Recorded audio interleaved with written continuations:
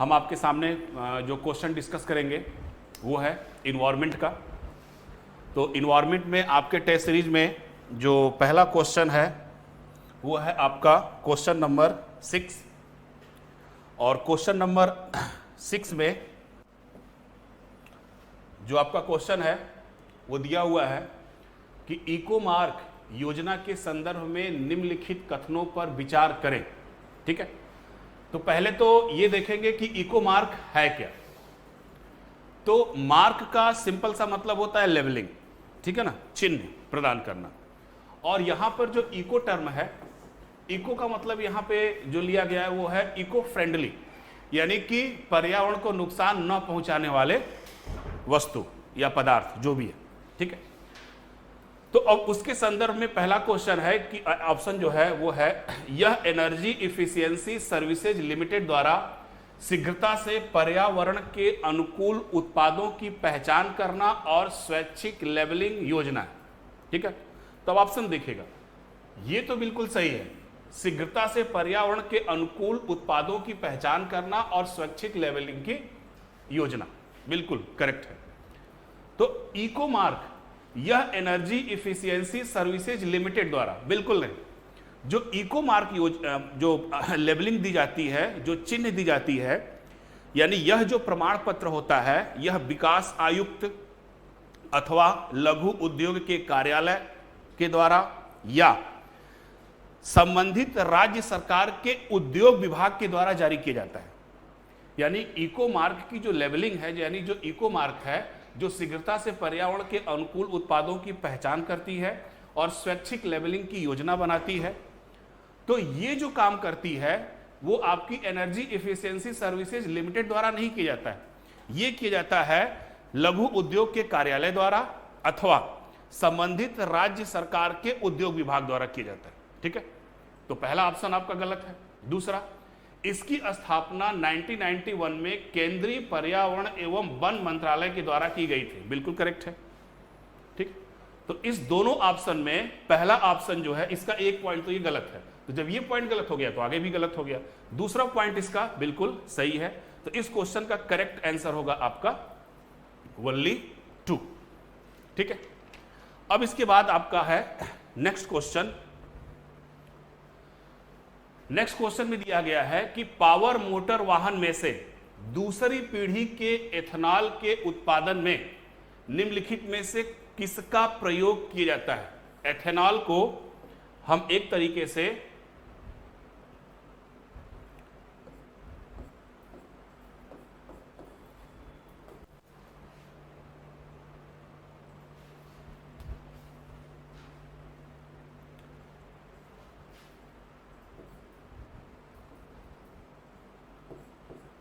Ethanol को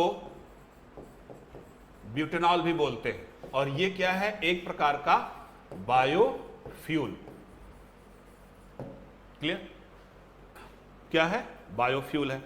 अब question में है कि द्वितीय पीढ़ी के एथेनॉल के उत्पादन में निम्नलिखित में से किसका प्रयोग किया जाता है। अब जो बायोफ्यूल होता है, जो जिसको हम जैव ईंधन भी बोलते हैं, तो जैव ईंधन 3 प्रकार के होते हैं, सॉलिड, लिक्विड और गैस। तो जो सॉलिड जैव ईंधन होता है, सॉलिड जैव ईंधन में लकड़ी के सूखी लकड़ी की सामग्री यानी ठोस होता है। लिक्विड में आता है आपका बायो इथेनॉल या ब्यूटेनॉल या फिर बायोडीजल। और जो तीसरी टाइप की होती है जिसको हम एक तरीके से सॉलिड हो गया, लिक्विड हो गया, अब उसके बाद जो गैस के अंतर्गत बायोगैस आता है। ठीक है, लेकिन जो आपका बायोफ्यूल है, इस बायोफ्यूल के 3 जनरेशन होते हैं, फर्स्ट जनरेशन, सेकेंड जनरेशन और थर्ड जनरेशन।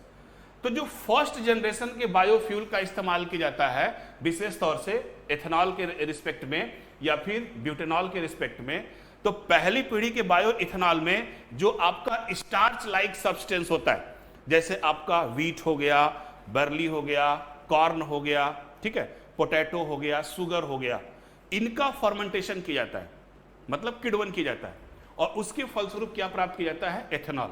किस जनरेशन में, फर्स्ट जनरेशन में। सेकेंड जनरेशन में क्या किया जाता है, यहां पे तो डायरेक्ट अनाजों का प्रयोग किया गया, लेकिन जो सेकेंड जनरेशन के फ्यूल होते हैं, इस सेकेंड जनरेशन के एथेनॉल में हम जो कृषि के बेकार उत्पाद होते हैं, जैसे अनाजों के छिलके हो गया, फसलों के अवशेष हो गया, लकड़ी के डंठल हो गए, अनाजों के जो छिलके हो गए, उनका उपयोग फर्मेंटेशन की प्रक्रिया करके एथेनॉल को प्राप्त किया जाता है। यानी कि पहली पीढ़ी में हम किसका, डायरेक्ट अनाजों का इस्तेमाल करते हैं, और दूसरी पीढ़ी में क्या है कि अनाजों के अवशेष, अनाजों के छिलके या फिर लकड़ी के अवशेष वगैरह का प्रयोग करते हैं। और जो तीसरी पीढ़ी के बायोफ्यूल्स होते हैं या तीसरी पीढ़ी के जो एथेनॉल होते हैं, उनके अंदर हम एक तरीके से माइक्रो एल्गी यानी कि जो सूक्ष्म शैवाल होते हैं उनका प्रयोग करते हैं, चाहे माइक्रो एल्गी हो, चाहे सीवीड्स हो वगैरह। तो इनसे जो हम एथेनॉल प्राप्त करते हैं वो किस पीढ़ी के होते हैं, तीसरी पीढ़ी के। तो पहली पीढ़ी में डायरेक्ट, दूसरी पीढ़ी में, पहली पीढ़ी में डायरेक्ट अनाजों से, दूसरी पीढ़ी में अनाजों के छिलके से, और तीसरी पीढ़ी में माइक्रो एल्गी या सीवीड्स वगैरह से। ठीक है, तो तीसरी पीढ़ी यहां तो चर्चा ही नहीं करनी है, पहली पीढ़ी की बात ही नहीं करनी है, बात किसकी करनी है, दूसरी पीढ़ी की। तो दूसरी पीढ़ी में देखिए पहला क्या है, चावल की भूसी, खाते नहीं है, यह अनाजों के अवशेष है, दैट इज करेक्ट।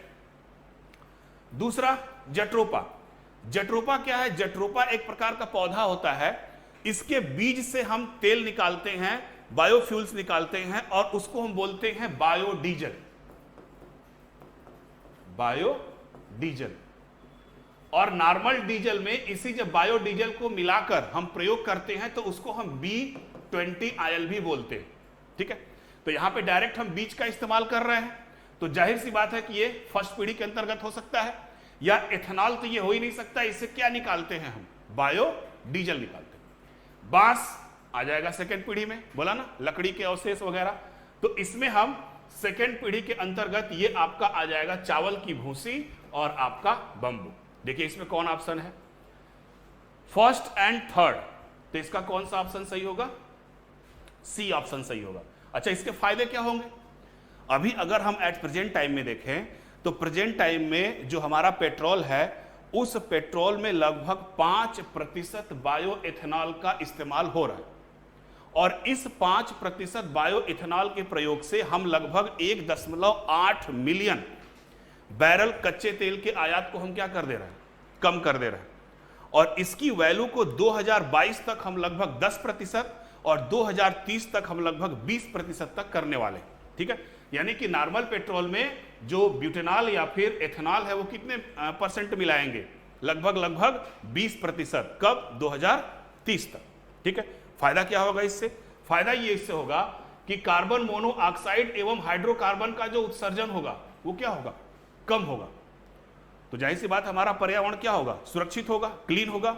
इसके साथ साथ जो दूसरा सबसे बड़ा फायदा ये होगा कि जैसे भारत सरकार की स्कीम है किसानों की आय दुगनी करना, ठीक है ना, तो जाहिर सी बात है ये चीजें हमको किसानों से प्राप्त होगी तो किसानों की आय भी क्या होगी, इससे दुगनी होगी। ठीक है ना, तो इसका बेस्ट करेक्ट आंसर कौन सा है, चावल की भूसी और आपका बंबू। क्लियर, नेक्स्ट क्वेश्चन पे चलते हैं।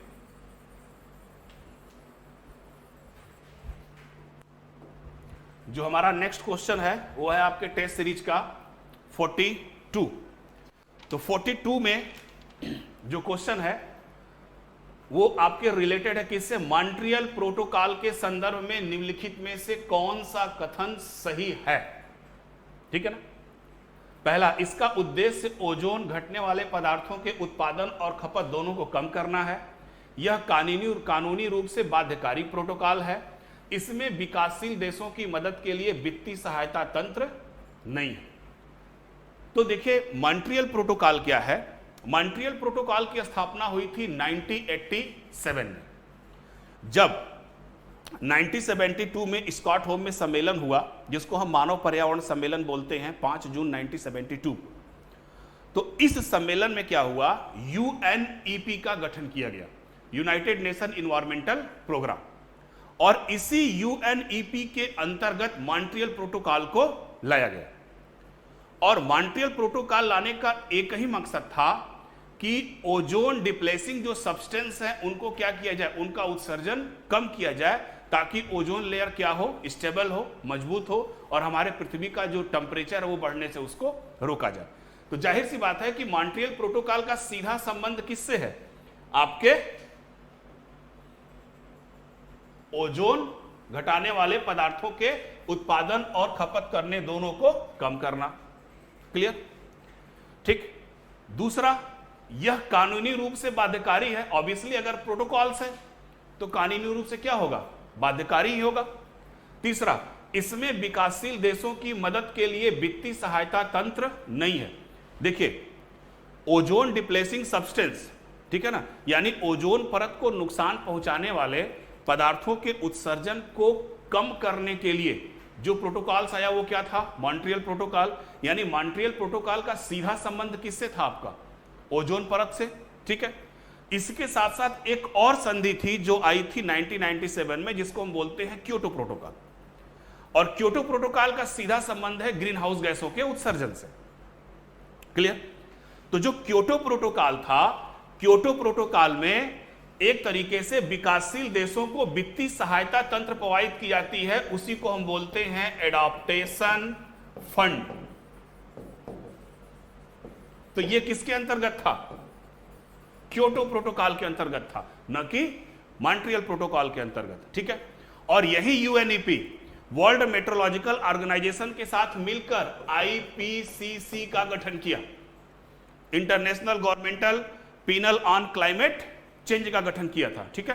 तो मॉन्ट्रियल प्रोटोकॉल का सीधा संबंध किससे है, ओजोन परत के घटाने वाले पदार्थों के उत्पादन एवं खपत दोनों को कम करना। बिल्कुल सही।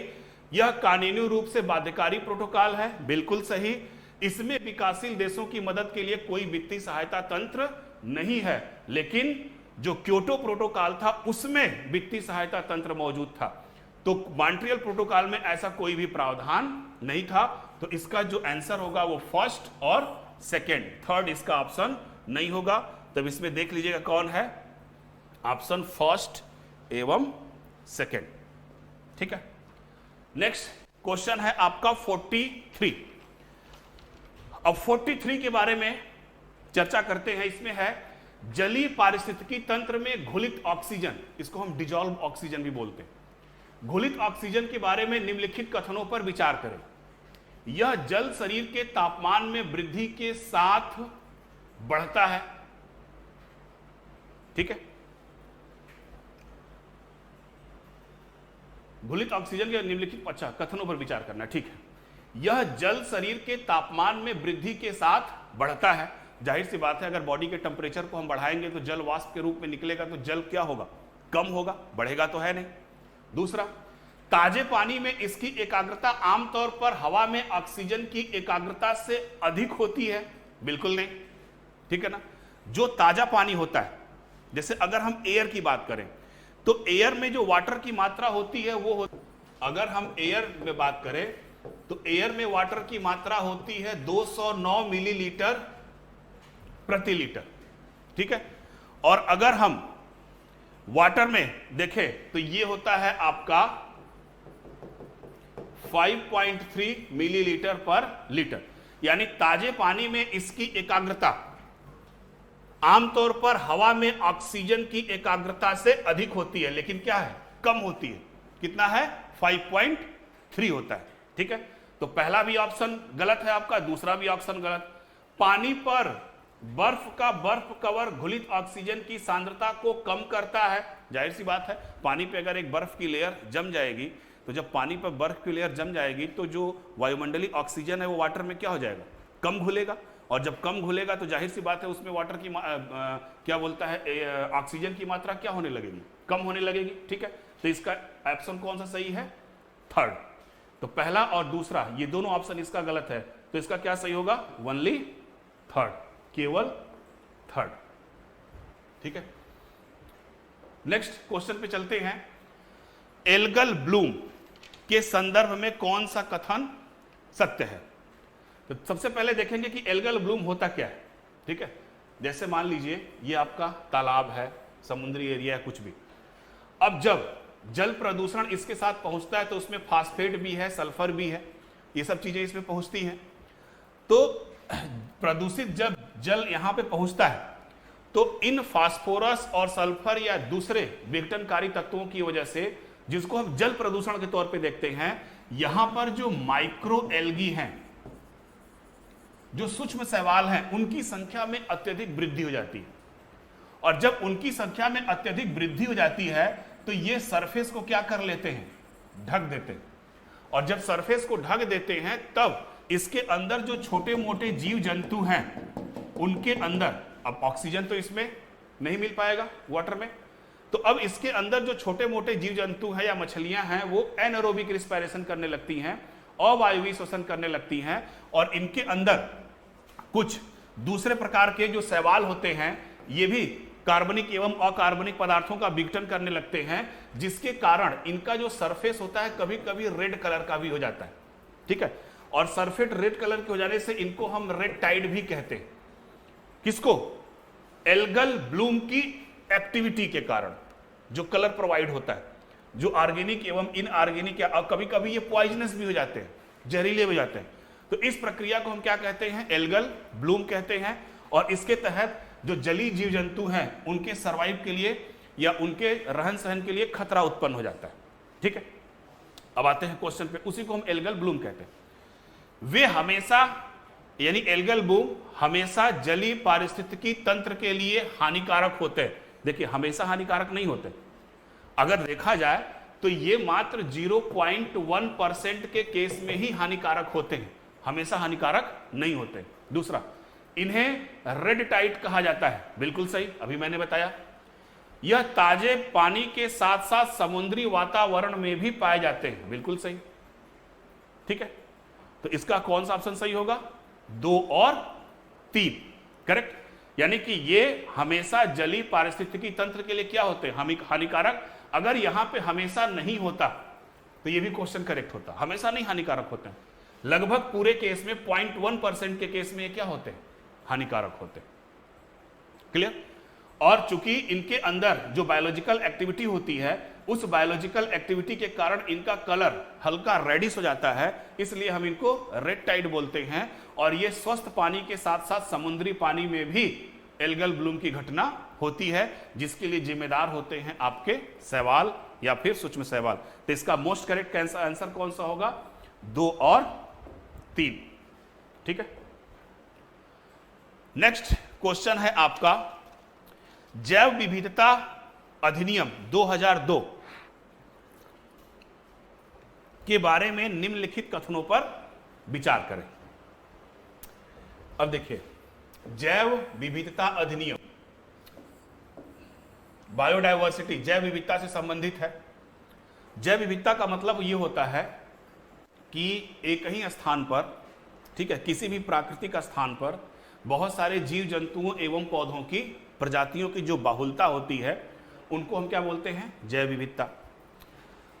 अब मनुष्य क्या किया, जो जैव विविधता संपन्न क्षेत्र हैं उनका अपने आर्थिक लाभ के लिए दोहन करने लगा, भोजन के लिए, आर्थिक लाभ के लिए, सबके लिए। तो जैव विविधता पे संकट उत्पन्न हो गया।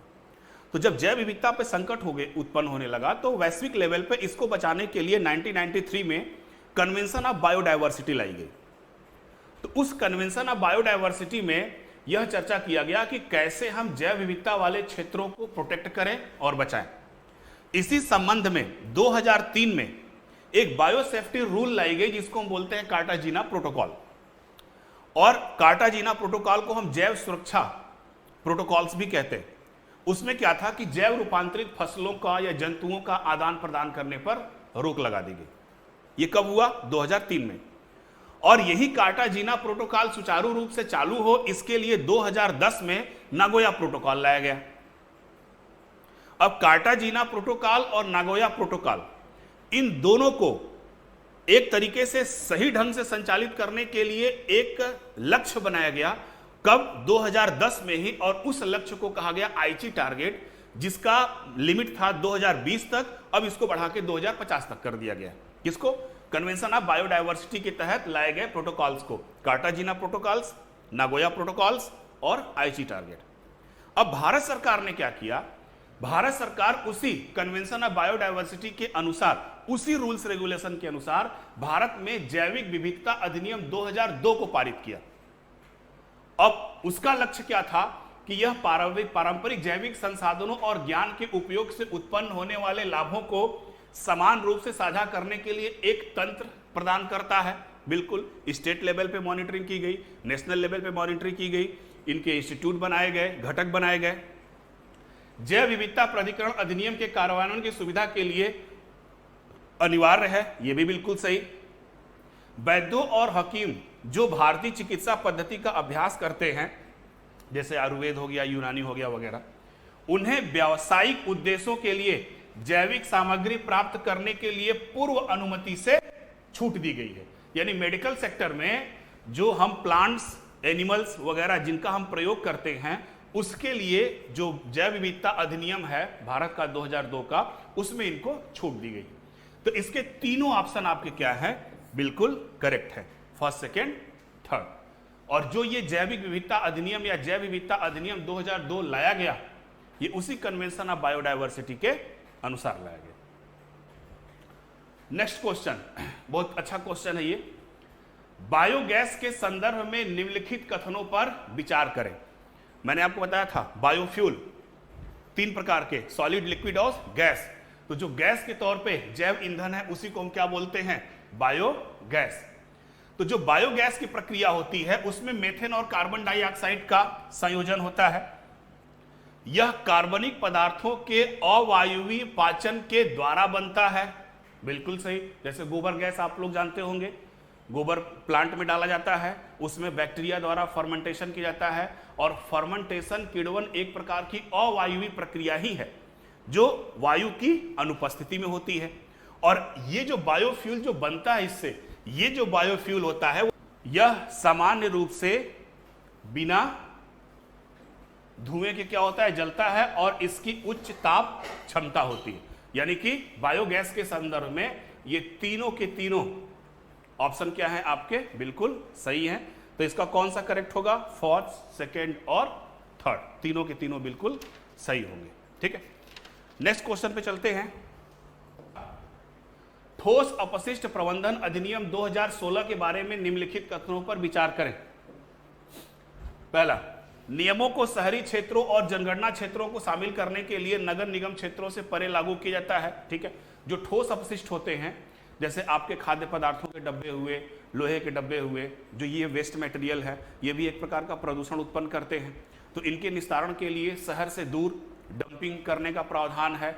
या एक और प्रक्रिया है जिसको हम पायरोलिसिस कहते हैं, उसमें जनरेटर होता है, क्यूबेटर होता है, उसमें रख के इनको जलाया जाता है। ठीक है, ताकि इसका निस्तारण अच्छे हो, और इसके लिए एक बफर जोन बनाई जाती है। और ये जो बफर जोन होता है वह आपके शहर से थोड़ा सा दूर पे होता है, और वहां पर किसी भी प्रकार के आबादी को बसने की अनुमति नहीं होती है, यानी वो लो लैंड एरिया होता है। ठीक है, तो नियमों को शहरी क्षेत्रों और जनगणना शहरों को शामिल करने के लिए नगर निगम क्षेत्रों से परे लागू किया जाता है, बिल्कुल सही।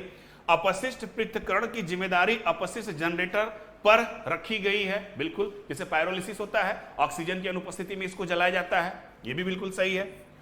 अपशिष्ट जनरेटर को कलेक्टर को बर्बाद करने के लिए उपयोगकर्ता शुल्क का भुगतान करना होगा, यह भी बिल्कुल सही है। तो तीनों की तीनों इस ऑप्शन में आपका सही है। तो इसका फर्स्ट, सेकेंड और थर्ड ये क्या है आपका, तीनों सही है। ठीक है, तो इतने क्वेश्चन आपके थे किसके, इन्वायरमेंट के थे।